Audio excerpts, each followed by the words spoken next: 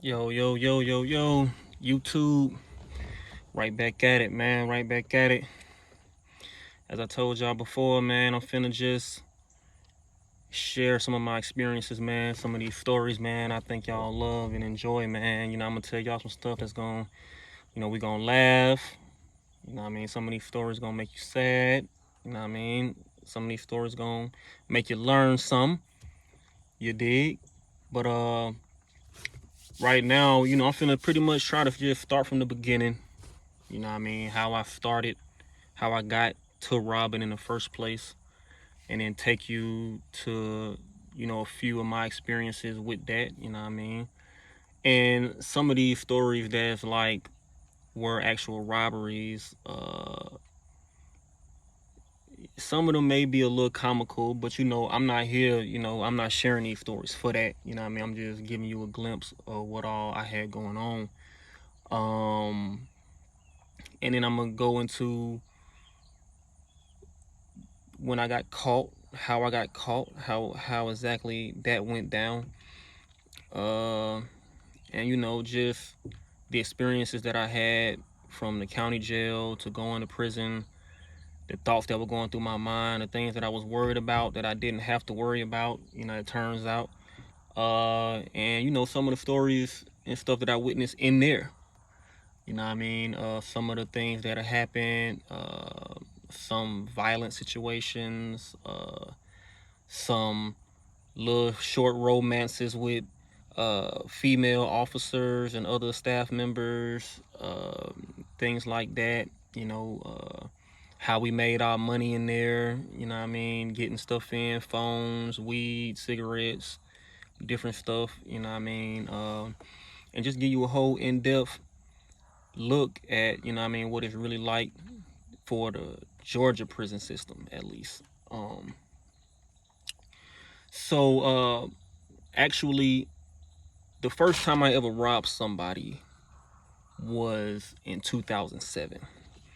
And as I said in my last video, I had actually got robbed. And that's what catapulted me into, that shifted my whole mind state to like, okay, if a nigga can just come and rob me and take my shit, I ain't going for it. I'm finna start taking these nigga shit. So that's kind of how I got into that. I remember the night I was me and my girl at the time, who actually is my daughter's mother now. We lived in an apartment complex, like South Atlanta area, and South Fulton rather, and it was a lot of drug activity in that area, and I was used to being on in the streets selling dope, selling hard, I'm selling weed and stuff like that. So I was into that already before I moved to this area. So I decided to set up shop uh in on the block by the complex that we lived in. And of course, me not having a team, me being by myself, the local guys didn't appreciate that much, because I was taking a lot of their customers. I had better quality stuff, and I was giving away bigger shit for the same prices that they were. Um, and of course, they didn't like that, so they let it go on for about a month. About a month or so, and a couple of guys who I was cool with, were telling me like, you good to sell dope here, bro, even though you ain't from around here, bro. But it's a lot of people that don't like that shit. Niggas talking about killing you, bro. And like this area that I was in had a high murder rate. Niggas was getting killed in that area. But I wasn't studying that shit. I was like, yeah, whatever. If they gonna come get me, they gonna come get me.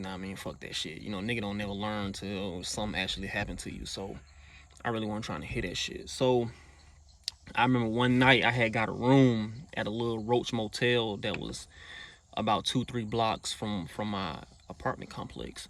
I had got a little room for the night. I trapped it out, um, and that night, on my way back home, I was walking back home. It was like 4 o'clock in the morning. I remember I was walking back home. Um,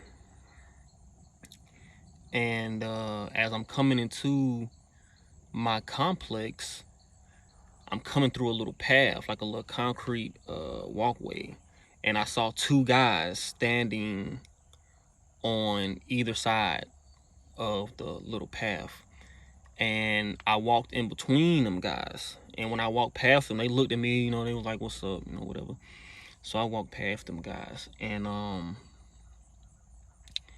as soon as I walk past them, I hear, "Don't move, nigga, don't move."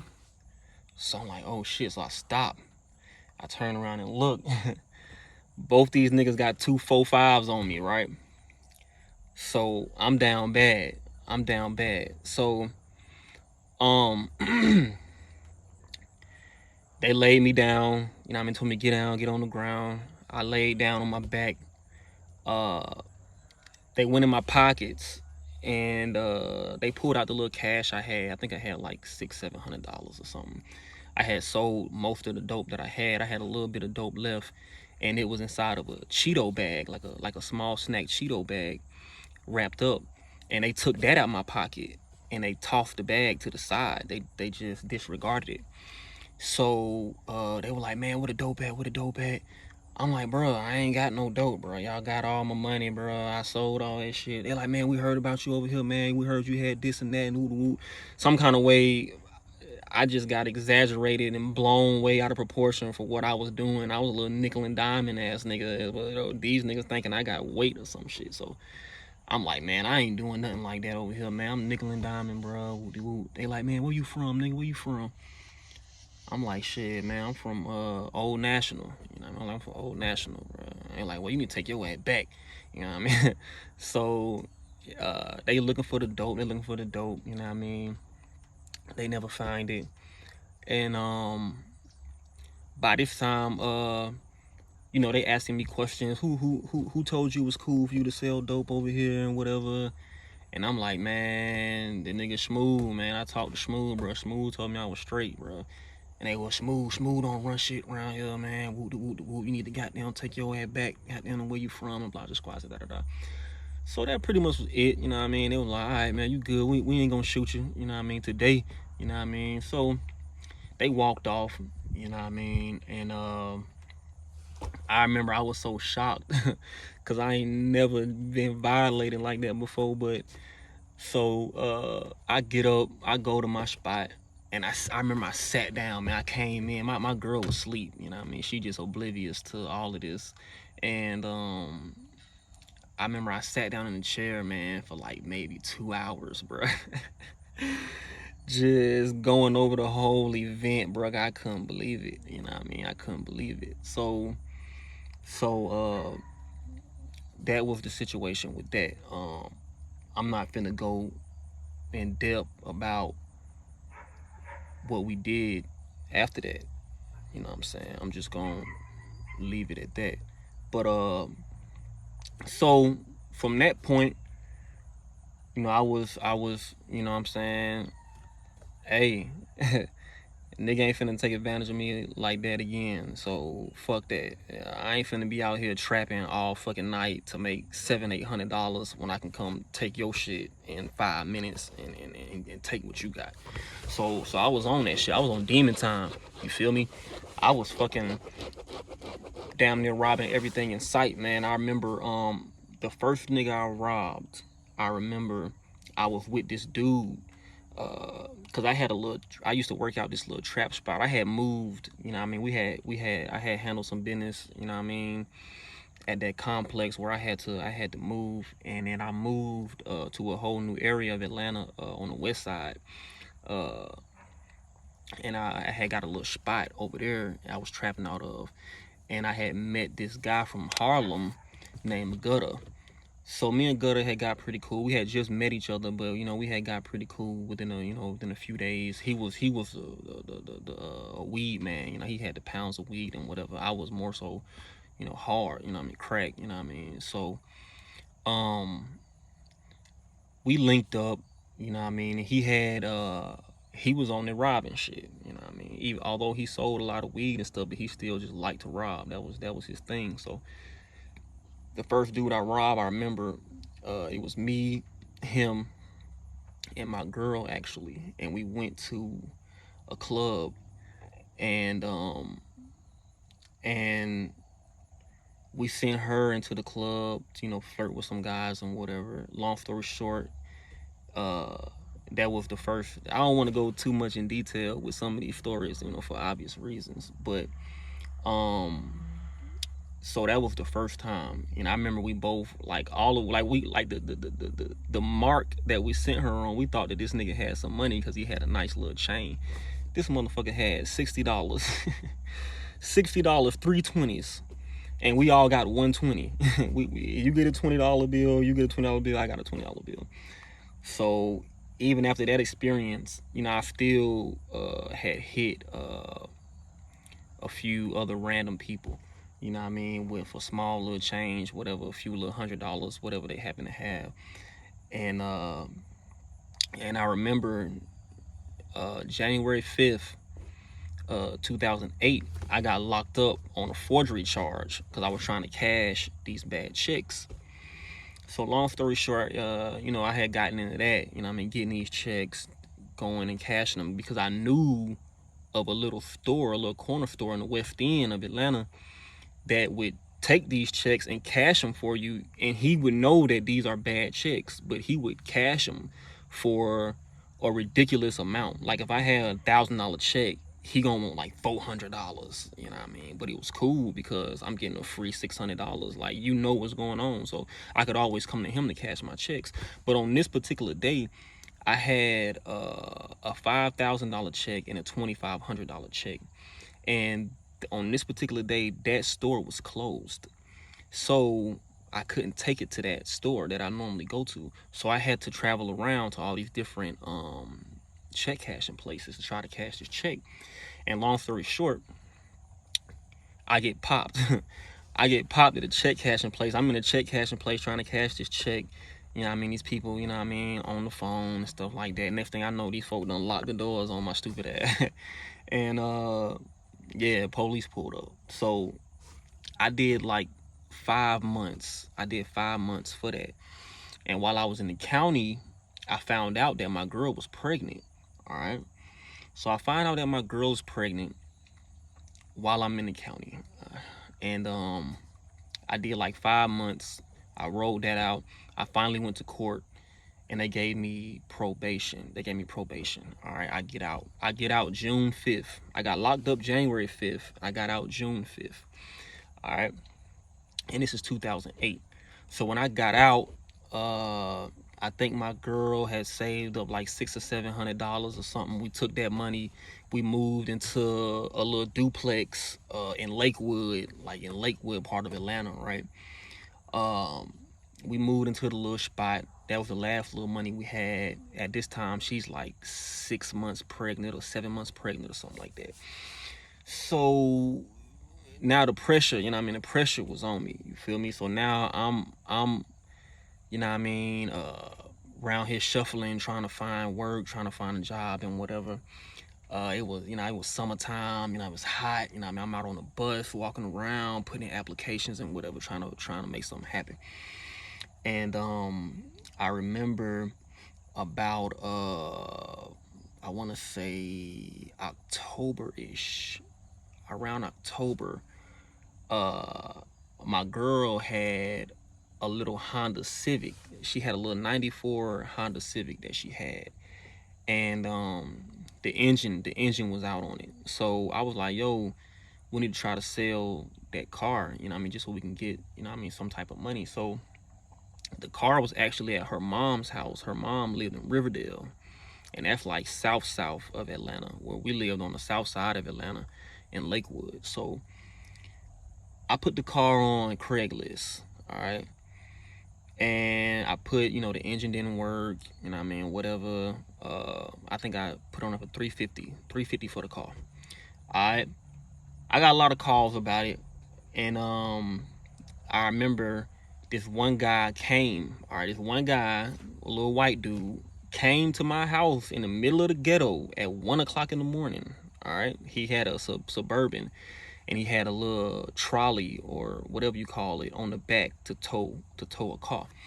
So he came to my house, he picked me up, and I'm like, look, the car is at my mother-in-law's house in Riverdale, which was like maybe 45 minutes away, 30 minutes maybe. So we go ride, and mind you, it's 1:30 in the morning. This dude is riding with me in his car. He don't know me from a can of paint. And I had got the thought like, yo, like, dang, like, I should get this nigga, right? I should get this nigga. But I'm like, nah, cause he know where I live. All right, and I had a little airsoft little BB gun little shit, right? And I ain't had no real pistol at this time. So I'm like, nah. So I went ahead, I sold him the car. He gave me the 350.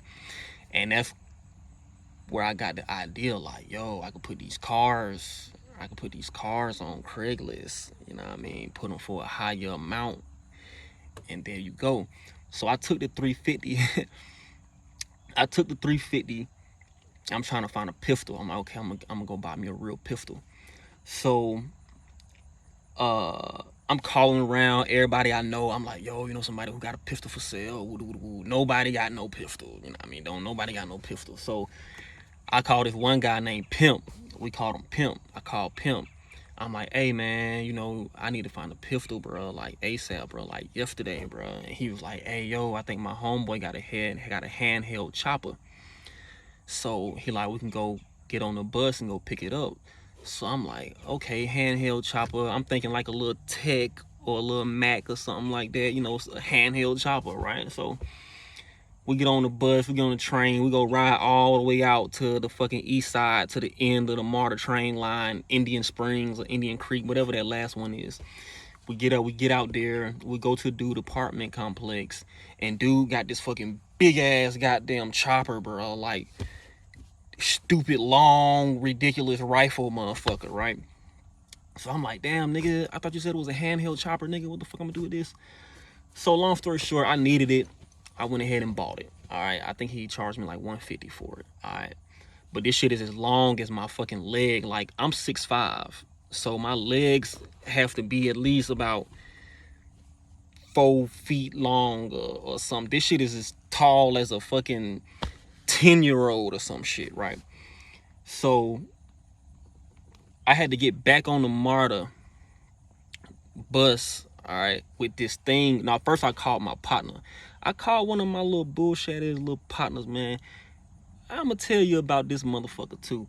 But anyway, that's another story. I called him like, hey bro, I need a ride, you know what I mean? Come pick me up, bro. I got you some gas money, bro. I need you to come take me to the crib. So he like, man, it's gonna be like 2 hours before I get there, bro. But shit, I'ma come, bro. I got you. So we in this nigga house where we bought the gun from. And at first, we smoking, we sipping on a little bit, we kicking it. But, you know what I'm saying, after a little minute, you start to get the vibe like, all right, bro, like, y'all niggas need to go and get the fuck up out of here. Well, we don't know this nigga. So my homeboy Pimp like, look, bro, we need to go ahead and goddamn just get on the bus, bro. Tuck that shit in your pants, nigga, and walk like you got a limp, nigga. Run the shit down your pants leg, bro. So I'm like, man, fuck. I'm like, all right. So I tucked the shit, bro. I tucked the shit in my pants. Luckily, I had on a jacket. All right, the stock is poking out my chest, but the jacket zipped up, and the gun is running down my leg. All right. So I'm walking like I got a limp, you know what I mean? Like I'm stiff-legged, right? Bro, I get on the bus with this big-ass rifle. I get on the train with this big-ass rifle. Then I get to 5 Points, and I catch the bus onto my house with this big-ass fucking rifle, right? I'm paranoid as hell, nigga. I'm looking at police and shit. They got their dogs out and all type of crazy shit, right? So I make it there. So I'm like, all right, cool. So the next day, I call up my homeboy again, the one I supposed to gave me a ride yesterday. I was like, yo, look, bro, pull up on me, bro. I'm finna go buff this move, bro. I'm finna pay you, you know what I mean? I need you. I need a ride. So he like, all right. So he pulls up. So I set the thing up. I set the Craigslist ad up. You know what I mean? I used to, I can tell y'all this because you can't do this on Craigslist no more. So this shit played out. So it's not like I'm just teaching y'all how to rob motherfuckers or nothing like that. But I went to the library, you know what I mean? I set up the Craigslist account. I went to Auto Trader and I copied and pasted pictures of like Honda Accords and stuff. You know what I'm saying? Obviously, I don't have these cars. and I put them on there for like $33,000, but I say the engine didn't work. You know what I mean? I tell them that the engine didn't work, so that that would eliminate people wanting to come and test drive it first, or bring a person with them, so that when they drive it home, another person could drive the other car, or whatever. So I said the engine didn't work. So and I said $3,000 cash. You know what I'm saying? And the way that I make sure that the people would bring the cash, I think I explained it in another video. People would call and they'd be like, "Yo, you still got the car?" And I'd be like, "Yeah, I still got it, but somebody came by and said they wanted it. You know what I mean? So if y'all want it, you know what I mean, come on with the cash. I don't care who get it." So I already had spots set up where it was deserted. You know what I mean? You could body the motherfucker back here and wouldn't nobody know. So I had my homeboy pull up. I got the chopper. And I told him to park around the corner. You know what I mean? He dropped me off at this one house. This whole block is deserted. All right. And I told